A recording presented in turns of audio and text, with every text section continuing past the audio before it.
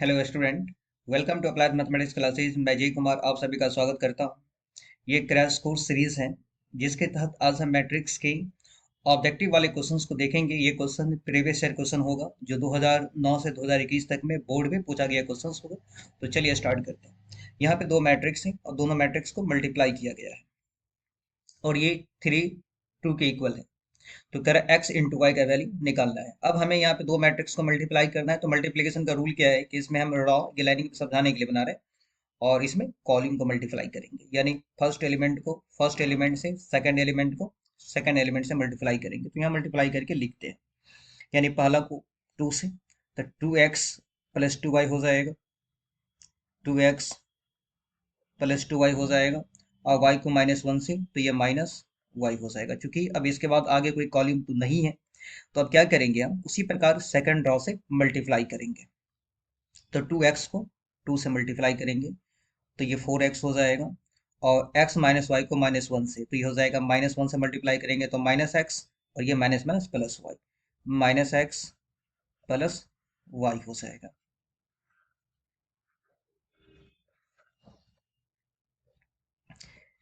ये हो गया 2x प्लस वाई और ये हो जाएगा 3x प्लस वाई। दोनों को इक्वेटिंग करेंगे, पहला को इक्वल करेंगे, यानी कि 2x plus y is equal to 3 और 3x plus y is equal to 2। इसे फर्स्ट इक्वेशन, इसे सेकेंड इक्वेशन। हम यहाँ पे ऐसा कर रहे हैं कि फर्स्ट और सेकेंड इक्वेशन को माइनस कर देते हैं, तो ये वाई वाई कैंसिल हो जाएगा। फर्स्ट में से सेकेंड को माइनस कर रहे हैं, माइनस करेंगे तो साइन चेंज हो जाएगा, ये वाई से वाई कैंसिल हो गया। तो हमारे पास क्या रह जाएगा यहाँ पे -x और यहाँ पे रह जाएगा 3 में 2 जाएगा तो 1, that is x is equal to हो जाएगा -1। ये x का वैल्यू जो है, put x is equal to -1 in equation first में पुट कर देंगे तो ये हो जाएगा 2 into -1 plus y is equal to 3। अब ये -2 plus y is equal to 3, तो वाई का वैल्यू हो जाएगा 5 हो जाएगा, 3 जाएगा प्लस हो जाएगा 3 to 5। अब हमें किसका वैल्यू निकालना है, x इंटू वाई का। x का वैल्यू आया है -1 और y का वैल्यू आया है 5। -1 5 को मल्टीप्लाई करेंगे तो -5 हो जाएगा। तो इस तरह इसका आंसर हो जाएगा -5, ऑप्शन ए। समझ में आ गया होगा। सेकंड क्वेश्चन है जहाँ पे हमें ए स्क्वायर निकालना है। ए इज इक्वल टू ABCD है और हमें ए स्क्वायर निकालना है। ये 2009 में पूछा गया क्वेश्चन है। ए स्क्वायर यानी कि ए को 2 बार लिखना है, ABCD, ABCD दोनों को मल्टीप्लाई करते हैं। तो मल्टीप्लाई करने का टेक्निक पहले से ही पता होगा, एक रॉ और सभी कॉलम। समझाने के लिए लाइनिंग बना रहे। तो अब ये हो जाएगा, इसमें आगे इसमें नीचे, यानी ए को मल्टीप्लाई करेंगे ए से तो ये हो जाएगा ए स्क्वायर, बी को सी से मल्टीप्लाई करेंगे तो प्लस बी सी। अब उसी को किससे मल्टीप्लाई करेंगे, सेकंड कॉलम से। तो ए को बी से तो ए बी और बी को डी से तो प्लस बी डी। हो गया कंप्लीट। अब सेकंड रॉ से मल्टीप्लाई करेंगे, सी को ए से मल्टीप्लाई करेंगे तो सी ए या ए सी और डी को सी से तो सी डी। समझ में आ गया होगा। अब इसको सेकंड कॉलम से तो बी सी और डी को डी से तो डी स्क्वायर। देखिए इस तरह से इसका ऑप्शन जो है दिख रहा होगा कि A square plus B C A B, आप ये बी मैच कर गया, A square plus B C A B plus B D, A C plus C D और B C plus D square. इसका ऑप्शन हो जाएगा सी। यहाँ पे है how many different matrices of unequal elements, unequal elements can be made by taking the first 6 positive integers as a element। यहाँ पर क्या करना है कि मैट्रिक्स में एलिमेंट के रूप में फर्स्ट 6 पॉजिटिव इंटीजर्स लेना है। फर्स्ट 6 पॉजिटिव इंटीजर्स क्या हो जाएगा, 1 हो जाएगा, 2 3 4 5 6, ये एलिमेंट हो जाएगा। तो यहाँ पे नंबर ऑफ एलिमेंट कितना हो गया, 6 एलिमेंट हो गया। नंबर ऑफ एलिमेंट हो जाएगा, नंबर ऑफ एलिमेंट्स, एलिमेंट की संख्या 6 हो गया। अगर एलिमेंट की संख्या 6 है तो all possible orders, all possible order, सभी संभावित ऑर्डर क्या होगा ये देख लेते हैं। अगर एलिमेंट की संख्या 6 है तो आप ऐसा करें कि 1 से स्टार्ट करें। तो 1 को किस नंबर से मल्टीप्लाई करेंगे कि 6 आएगा, तो 1 को 6 से मल्टीप्लाई करेंगे तो 6 आ जाएगा। 1 के बाद 2 लिखें। 2 को किस नंबर से मल्टीप्लाई करेंगे कि 6 आएगा, तो 3 से मल्टीप्लाई करेंगे। उसके बाद 2 के बाद 3, 3 को किस नंबर से मल्टीप्लाई करेंगे कि 6 आएगा, तो 3 को 2 से मल्टीप्लाई करेंगे। अब हम जानते हैं कि 4 को किसी भी नंबर से मल्टीप्लाई करेंगे, किसी भी इंटीजर से मल्टीप्लाई करेंगे तो 6 नहीं आएगा। 5 में भी किसी भी नंबर से मल्टीप्लाई करेंगे 6 नहीं आएगा, उसके बाद हमको क्या लेना पड़ेगा, 6 लेना पड़ेगा। तो 6 को किस नंबर से मल्टीप्लाई करेंगे तो 6 आएगा, तो 1 से। फिर से सुन लें, यहाँ पे स्टार्ट करेंगे हम इसका। ये जो है हम ऑल पॉसिबल आउटर्स को ऐसे लिखा जाता है, इसका टेक्निक समझा रहे हैं। 1 यहाँ पर है, हम क्या करेंगे, सबसे पहले 1 ले लेंगे और सोचेंगे कि 1 को किस नंबर से मल्टीप्लाई करेंगे कि 6 आएगा, तो 6 से मल्टीप्लाई करेंगे। उसके 1 के बाद क्या आएगा, 2 आएगा। यानी आप ये सोचना है कि दो नेचुरल नंबर जिसका प्रोडक्ट जो 6 होना चाहिए, दो प्राकृतिक संख्याओं का गुणनफल 6 होना चाहिए। इसलिए ये सोचने का तरीका है, पहले हम 1 ले लेंगे, प्राकृतिक संख्या चूंकि नेचुरल नंबर 1 से स्टार्ट होगा इसलिए 1 ले लेंगे। तो 1 को किस नंबर से मल्टीप्लाई करेंगे, 6 आएगा, तो 6 से। उसके बाद 2 ले लेंगे, तो 2 को किससे मल्टीप्लाई करेंगे कि 6 आएगा, तो 3। 3 को किस नंबर से मल्टीप्लाई करेंगे, 6 आएगा, 2 से। उसके बाद 4 को किसी भी नंबर से मल्टीप्लाई करेंगे 6 नहीं आएगा। 5 को किसी भी नंबर से मल्टीप्लाई करेंगे 6 नहीं आएगा। लेकिन 6 को 1 से मल्टीप्लाई करेंगे 6 आ जाएगा। अब हम यहाँ पे क्या करते हैं, ये जो ऑर्डर हो गया, 1/6 ले लेते हैं यहाँ पे। पहले ये समझा देते हैं, 1/6 है। तो 1/6 का मतलब क्या हो जाएगा कि ये रॉ एक है, कॉलम कितना है, 6 है यहाँ पे। एक रॉ और 6 कॉलम। देखें यहाँ पे फर्स्ट, सेकेंड, थर्ड, फोर्थ, यहाँ पे 5, 6। ये एक रॉ हो गया, इसमें अच्छे कॉलम हो गया। इसमें एलिमेंट क्या क्या आ सकता है हमारे पास, ये जो एलिमेंट ऊपर में 1 2 3 4 5 6, तो यहाँ पे पॉसिबिलिटी का बात कर रहे हैं। यहाँ पर क्या क्या आ सकता है, कुछ संभावना बोलना है। या तो हम यहाँ पे 1 भी रख सकते हैं, या हम या 2 भी रख सकते हैं, या 3 भी रख सकते हैं, या 4 भी रख सकते हैं, या 5 भी रख सकते हैं, या 6 भी रख सकते हैं। तो कुल संभावना क्या है यहाँ पे आने का, तो 1 भी आ सकता है, 2 3 4 5 6 कुछ भी आ सकता है। तो कुल संभावना यहाँ पे कितने ऑप्शन हमारे पास, 6 ऑप्शन है। 6 में 6 तरीका से इसको हम क्या कर सकते हैं, भर सकते हैं। 6 ऑप्शन है। अगर कोई एक नंबर यहाँ पे हम रख देंगे, जैसे मान लीजिए कुछ भी आप रख, जैसे हम यहाँ पे 6 रख दिए, तो अब हमारे पास कितना ऑप्शन बचेगा, 5।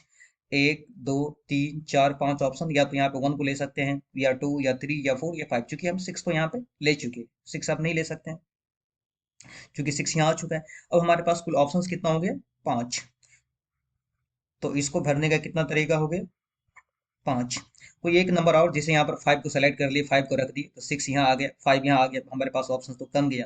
कितना ऑप्शन हो गया, 4। 1 2 3 4।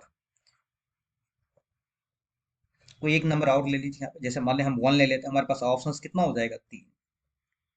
3 वेज। अब हमारे पास कितना हो जाएगा, 2 वेज। उसके बाद 1।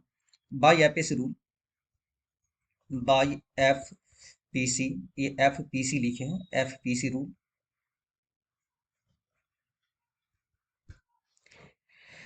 APC rule, required number of ways, तरीकों की अभिष्ट संख्या है यहाँ पे, रिक्वायर्ड नंबर ऑफ वेज। अब क्या करेंगे, हर एक ये एपीसी रूल में क्या होता है, ये क्लास 11th में परम्यूटेशन कॉम्बिनेशन टॉपिक के अंतर्गत आता है एपीसी रूल। तो उसमें क्या किया जाता है कि जितना भी इवेंट है, जितना भी घटना है, ये जो भी नंबर है ना, सबको मल्टीप्लाई किया जाता है। एपीसी रूल में क्या करेंगे, ये 6 को, 5 को, 4 को, 3 को, 2 को, सबको मल्टीप्लाई कर देंगे। तो 6 5 4 3 2 1, सबको मल्टीप्लाई कर देंगे। सबको मल्टीप्लाई करेंगे तो ये आएगा 720 आ जाएगा, सबको मल्टीप्लाई करने पे। यानी यहाँ पे ये हो गया कि ये जो हम 1/6 लिखे हैं यहाँ पे, तो 1/6, ये जो 1/6 है, तो ये टोटल एलिमेंट यहाँ पे 6 है। एक बार फिर समझ लें यहाँ पे कि टोटल अगर 6 एलिमेंट हो, जैसे 1 2 3 4 5 6, अगर एलिमेंट की संख्या 6 हो, तो 1/6 ऑर्डर में टोटल 720 मैट्रिक्स बनेगा। कितना मैट्रिक्स बनेगा, 720 बनेगा। तो 1/6 में 720 मैट्रिक्स संभव है। 2/3 में ऐसे ही निकालेंगे तो इसमें भी 720 संभव है, इसमें भी 720 संभव है, इसमें भी 720, जैसे एक निकाले ना उस तरह सबका निकालेंगे। तो 720 720, 1/6 में टोटल 720 मैट्रिक्स बनना संभव है। 2/3 में 720 मैट्रिक्स बनना संभव है। इसमें भी 720, इसमें भी 720। जब इस 720 प्लस 720 प्लस 720 सबको जोड़ेंगे तो ये हो जाएगा 2880 हो जाएगा। क्योंकि ऑब्जेक्टिव क्वेश्चन है तो समझ में आ गया होगा इसका आंसर क्या हो जाएगा, 2880। देखते हैं, ये फोर्थ क्वेश्चन है यहाँ पे।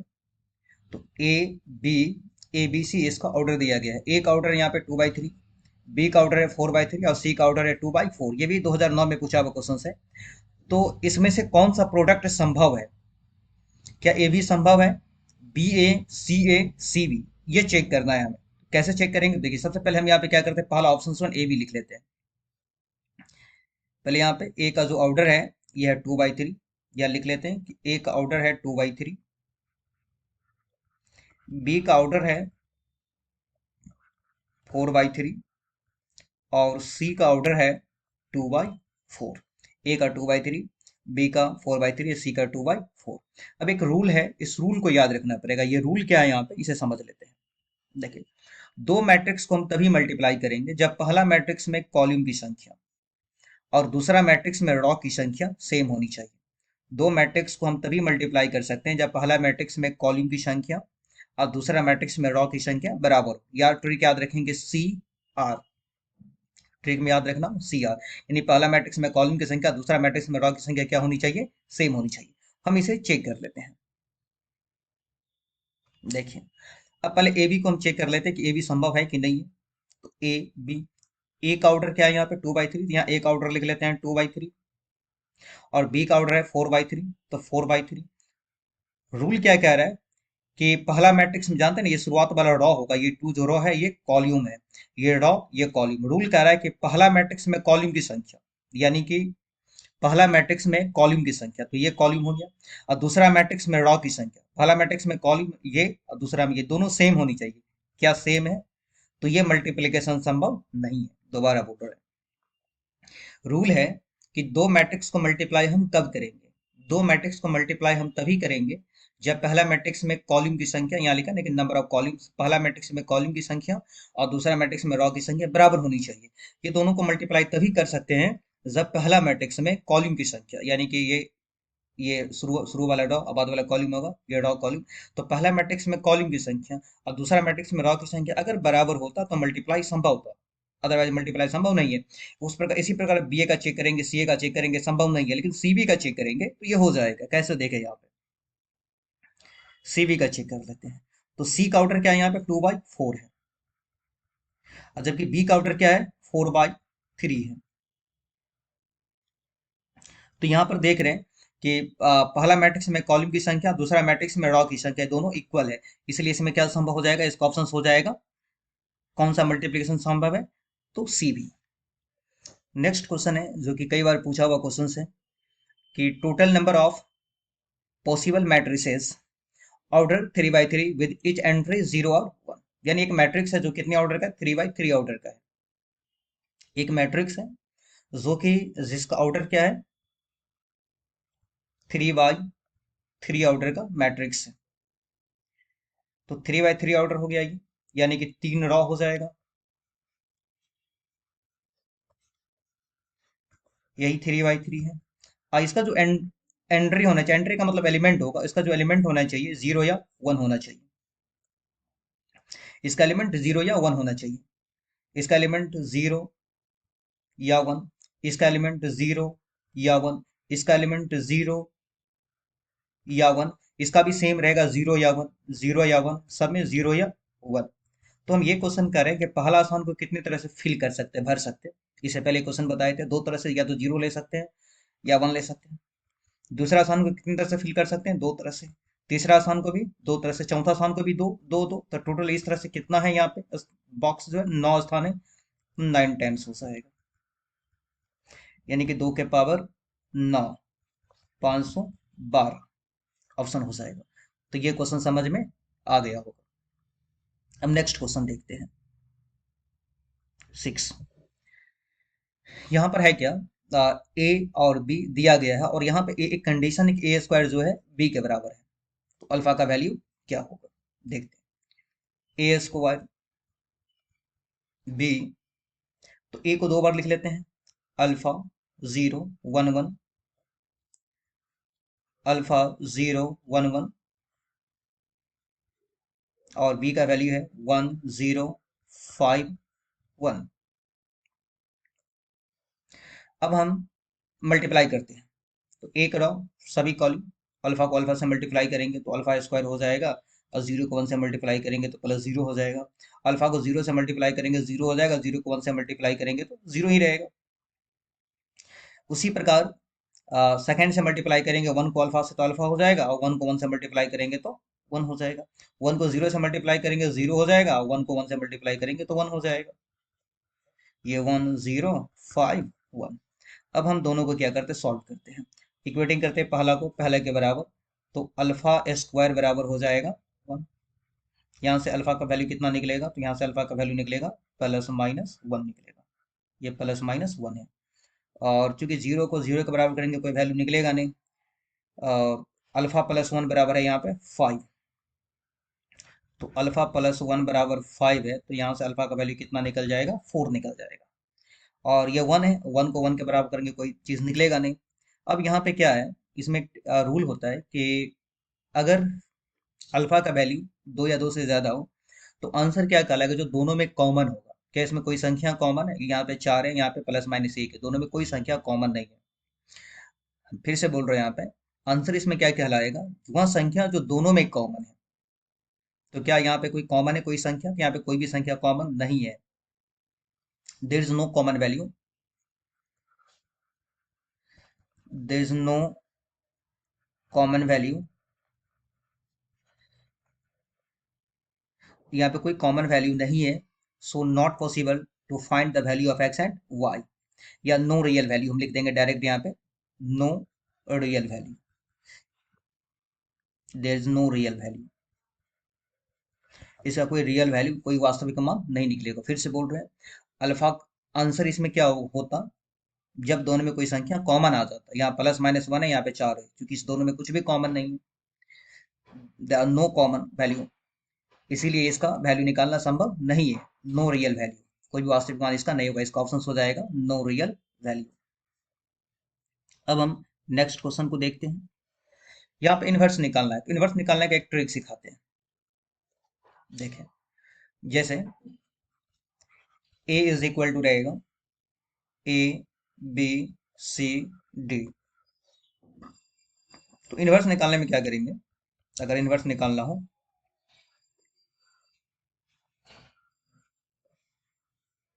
यहाँ पे साइन को चेंज कर देंगे और इसको जो है इंटरचेंज कर देंगे, इसको इंटरचेंज। और एक बात और याद रखना है, पहले इस दोनों को मल्टीप्लाई कर लेते हैं डिटर्मिनेंट की तरफ, तो AD -BC, इसके बाद क्या हो जाएगा, अदला बदली इसको करेंगे, D ऊपर A नीचे, और इसको अदला बदली नहीं करेंगे, सिर्फ साइन को बदल देंगे, +B है तो -B, +C है तो -C। अब ये क्वेश्चन जो है, यहाँ पे इस क्वेश्चन को सॉल्व करते हैं। देखिए, इसी का इन्वर्स निकालना है, तो इसका इन्वर्स जो है cos minus sine, sine cos theta लिखा हुआ है, देख लीजिए cos minus sine, sine cos.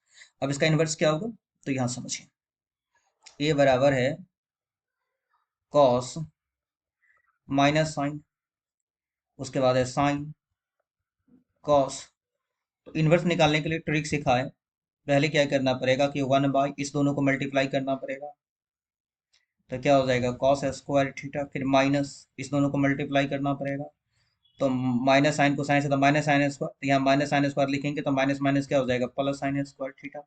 इसके बाद अदला बदली करेंगे, क्योंकि दोनों सेम है, तो ये कॉस यहाँ आ जाएगा और ऊपर वाला कॉस नीचे, भाई कोई फर्क नहीं पड़ेगा क्योंकि दोनों सेम। और उसके बाद इसका साइन बदल देंगे, माइनस साइन है तो प्लस साइन कर देंगे, ये प्लस साइन है तो माइनस साइन कर देंगे। एक बार फिर से समझे, यहाँ पे क्या करेंगे, अगर कोई दूसरा नंबर, ये दोनों सेम है तो पता नहीं चल रहा, अदला बदली करते इस दोनों नंबर को, और यहाँ पे अदला बदली नहीं करेंगे, सिर्फ साइन बदल देंगे। तो कितना हो गया ये, ये तो 1 हो जाएगा, तो सिर्फ बचेगा यहाँ पे cos theta sine theta minus sine theta cos theta minus sine theta, ये ध्यान दें। तो देखें यहाँ पे इसका ऑप्शन हो जाएगा बी, माइनस साइन थीटा बोले यहाँ पे। तो ये भी समझ में आ गया होगा, अगर इस टाइप का कोई भी पूछा जाएगा इन्वर्स निकालने का तो आसानी से निकालेंगे। यहाँ पर ए दिया गया और हमें ए स्क्वायर निकालना है, जो कि 2011 में पूछा हुआ क्वेश्चन है, ए स्क्वायर। ए को ए बार, ये मैट्रिक्स का जितना भी क्वेश्चन सॉल्व कर रहे हैं, अगर ये आप सॉल्व कर लेंगे समझ करके, प्रैक्टिस हो जाएगा, तो एक भी ऑब्जेक्टिव नहीं छूटेगा। 1 0 0 0 1 0 A B minus 1, 1 0 0 0 1 0 A B minus 1 हो जाएगा। अब दोनों को हम मल्टीप्लाई कर देते हैं रॉ है इसमें कॉलम समझाने के लिए। 1 को 1 से मल्टीप्लाई करेंगे तो 1 हो जाएगा, 0 को 0 से तो 0 हो जाएगा, 0 को ए से तो 0 हो जाएगा। उसी पर इसको सेकंड से मल्टीप्लाई करेंगे, 1 को 0 से तो 0 हो जाएगा, 0 को 1 से तो 0 हो जाएगा, 0 को बी से तो 0 हो जाएगा, 1 को 0 से तो 0 हो जाएगा, 0 हो जाएगा, ये हो जाएगा, 0 हो जाएगा। उसके बाद सेकंड से मल्टीप्लाई करते हैं, 0 को 1 से तो 0 हो जाएगा, ये भी 0 हो जाएगा, ये 0 हो जाएगा, 0 प्लस 1 और प्लस हो जाएगा 0, ये 0, 1 को 0 से 0 और 0 को -1 से तो 0। अब इससे मल्टीप्लाई करते हैं, देखिए ए को 1 से, अगर ए को 1 से मल्टीप्लाई करेंगे तो ए हो जाएगा, बी को 0 से मल्टीप्लाई करेंगे 0 हो जाएगा, अब -1 को ए से तो ये हो जाएगा माइनस ए हो जाएगा। ए को 0 से मल्टीप्लाई करेंगे 0 हो जाएगा, बी को 1 से मल्टीप्लाई करेंगे प्लस बी हो जाएगा, -1 को बी से मल्टीप्लाई करेंगे माइनस बी हो जाएगा। ए को 0 से 0 हो जाएगा, बी को 0 से 0 हो जाएगा, -1 को -1 से तो +1 हो जाएगा। ये 1 हो गया, 0 0 0 1 0, ये दोनों कैंसिल हो जाएगा तो बचेगा 0, ये दोनों कैंसिल हो जाएगा तो बचेगा 0, ये हो गया 1। यह एक आइडेंटिटी मैट्रिक्स आ गया, आइडेंटिटी यानी यूनिट मैट्रिक्स। तो ये हो गया एक आइडेंटिटी मैट्रिक्स या यूनिट मैट्रिक्स भी उसे हम कहते हैं। ये जो आ गया ये आई है, इसे हम यूनिट मैट्रिक्स या आइडेंटिटी मैट्रिक्स कहते हैं। तो ये क्वेश्चन समझ में आ गया होगा, इसका ऑप्शन हो जाएगा यूनिट मैट्रिक्स, ऑप्शन ए। चलिए इस क्वेश्चन को सॉल्व करते हैं। यहाँ पर है क्या, यहाँ पर भी हमें ए स्क्वायर निकालना है, और ए यानी ए को 2 बार लिख लेना है, तो आई 0 0, यहाँ पे क्वेश्चन को चेक कर लेते, आई होना चाहिए, यहाँ पे आई है, आई 0 0 आई। एक बात याद रखना है कि ये जो आई, इसे हम बोलते हैं आयोटा, और आयोटा स्क्वायर का वैल्यू होता है -1। बस इतना याद रखेंगे तो क्वेश्चन बन जाएगा। अब सॉल्व करते हैं इसे, इसमें आगे इसमें नीचे, यानी आई को आई से तो ये हो जाएगा आई स्क्वायर, और 0 को 0 से तो +0, आई को 0 से तो 0, 0 को आई से तो 0, 0 को आई से तो 0, और आई को 0 से तो 0 हो जाएगा। फिर 0 को 0 से और आई को आई से, तो ये हो जाएगा आई। इसको मल्टीप्लाई तो कर ही सकते हैं, जस्ट बोले कि आई स्क्वायर का वैल्यू -1 होता है, -1, ये हो जाएगा -1 0 -1 0 और -1, ये -1 है।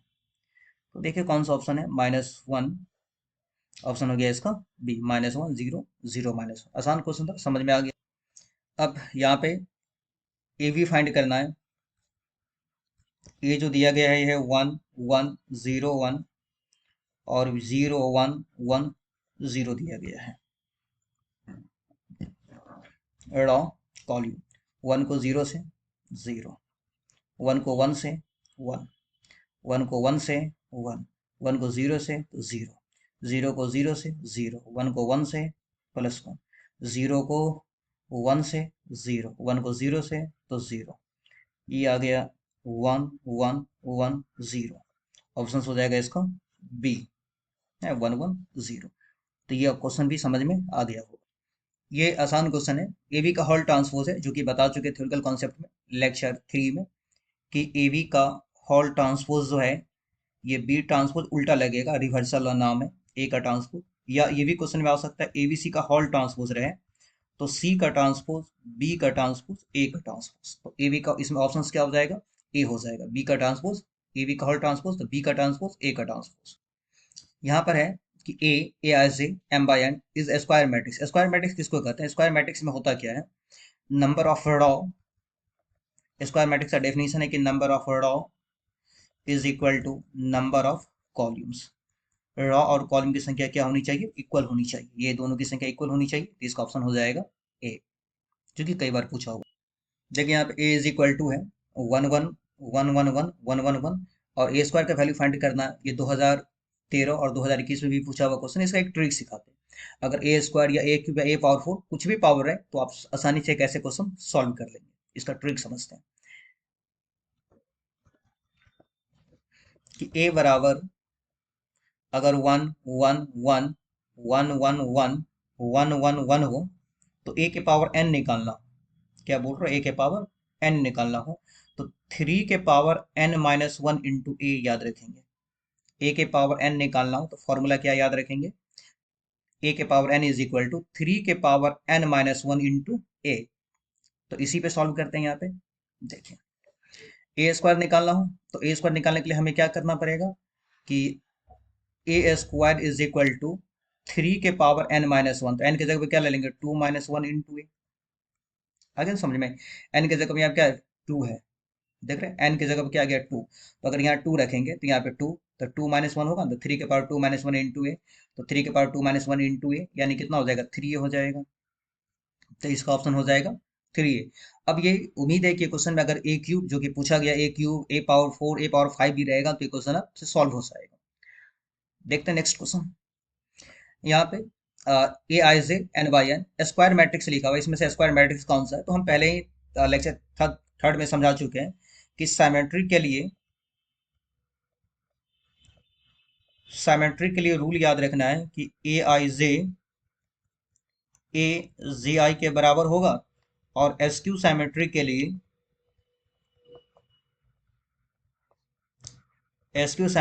लिए A I J is equal to minus A G I. Symmetric में प्लस, एस क्यू साइमेट्रिक में माइनस, तो ये अभी साइमेट्रिक है तो साइमेट्रिक में क्या हो जाएगा प्लस, तो ए I J equal to A G आई 13 हो जाएगा। नेक्स्ट क्वेश्चन देखिए। देखिए यहाँ पे एस क्यू साइमेट्रिक है तो जस्ट अभी समझा दी, एस क्यू साइमेट्रिक रहेगा A I J is equal to minus A G I. Option हो जाएगा इसका सी, जो कि कई बार पूछा हुआ क्वेश्चन। चलिए इस क्वेश्चन को देखते हैं। ये क्वेश्चन तो सब्जेक्टिव में भी आ चुका है। ये क्वेश्चन है क्या, यहाँ पे दो मैट्रिक्स इक्वल है तो एक्स का वैल्यू निकालना है। तो पहले क्या करेंगे, जो मैट्रिक्स है अगर सब्जेक्टिव में क्वेश्चन आ जाए तो पहले आप इस दोनों को क्या कीजिए यहाँ पे लिख लीजिए। यहाँ पे आप पहले लिख लीजिए दोनों को, अब नहीं लिख रहे ऑब्जेक्टिव की तरह सॉल्व कर रहे हैं। इक्वेटिंग करते हैं, पहला की इक्वेटिंग करते हैं। तो 2x माइनस वाई, ये सब्जेक्टिव में हम भी सॉल्व कर चुके हैं। तो 2x minus y is equal to क्या हो जाएगा 6 हो जाएगा। और 5 को 5 के बराबर करेंगे कुछ तो निकलेगा नहीं, यहाँ से 3 को 3 के बराबर करेंगे कुछ नहीं निकलेगा। हाँ, y को -2 के बराबर कर देते हैं। ये जो y का वैल्यू है -2, ये इक्वेशन फर्स्ट में पुट कर देते हैं। Put y is equal to -2 in equation first. तो ये 2x और y का वैल्यू -2 ले लेंगे तो माइनस माइनस कितना हो जाएगा +2 हो जाएगा। अब यहाँ पे y का 2x का वैल्यू कितना आ गया 4 आ जाएगा। तो x का वैल्यू हो जाएगा 2 हो जाएगा। ऑप्शन हो गया इसका डी। नेक्स्ट क्वेश्चन देखें। यहाँ पे ये एक अच्छा क्वेश्चन है। इस क्वेश्चन पर कॉन्सेप्ट के बारे में बता दें क्या क्या संभावित है पूछा जा सकता है। ये आई के पावर एन, जहाँ पे एन जो है नेचुरल नंबर है। तो आई के पावर में कोई भी नेचुरल नंबर हो, आई के पावर में कोई भी नेचुरल नंबर, उसका वैल्यू हमेशा आई ही होगा। जैसे आई स्क्वायर का वैल्यू भी आई होगा, आई के क्यूब का वैल्यू भी आई होगा, आई के पावर 4 का वैल्यू भी आई होगा। एक ये हो गया। दूसरा ये संभावित है अगर आई का डिटर्मिनेंट पूछा जाए कि आई का डिटर्मिनेंट क्या होगा, तो इसको एक बार समझ लें। आई मतलब क्या होता है 1 0 0 1, कैलकुलेशन करेंगे तो 1 माइनस 0 यानी क्या हो जाएगा 1 हो जाएगा। तो आई का अगर डिटर्मिनेंट पूछा जाए तो क्या बोलेंगे 1 होगा। तो जो भी क्वेश्चन रहे यहाँ पर क्या है आई, कौन सा ऑप्शन सही है। तो आई का डिटर्मिनेंट क्या होता है, देख रहे हैं कि आई का डिटर्मिनेंट 1 होता है। यहाँ पे 0 तो ऑप्शन तो नहीं होगा। आई का डिटर्मिनेंट 2, ये भी ऑप्शन नहीं होगा। 5 ये भी नहीं होगा। आई स्क्वायर ये सही हो जाएगा। तो क्या क्या क्वेश्चन आ सकता है ये समझ में आ गया। आई का डिटर्मिनेंट अगर पूछा जाए तो कितना हो जाएगा 1 हो जाएगा। इस क्वेश्चन को सॉल्व करते हैं जो कि कई बार पूछा हुआ क्वेश्चन है। यहाँ पर 2a प्लस 3b, तो 2a का वैल्यू है यहाँ पे 3 6 5 -4, b का वैल्यू है 7 8 5 6। अब दोनों का कैलकुलेशन करते हैं। 2 से हर एक एलिमेंट मल्टीप्लाई करेंगे तो 6 12 10 -8 हो जाएगा। 3 से मल्टीप्लाई करेंगे तो 21 24 15 18 हो जाएगा। इस दोनों को जोड़ेंगे 21, अच्छा 27 हो जाएगा। 24, अब 12, 36 हो जाएगा। 25 हो जाएगा, और ये 10 हो जाएगा। देखिए कौन सा ऑप्शन मैच किया।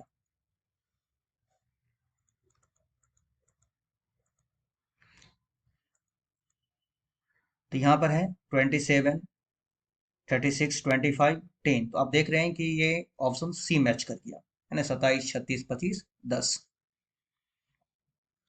अब जो नेक्स्ट क्वेश्चन है, इसके अलावा और ऑब्जेक्टिव है, उस ऑब्जेक्टिव को हम नेक्स्ट लेक्चर में देखेंगे। Thank you for watching.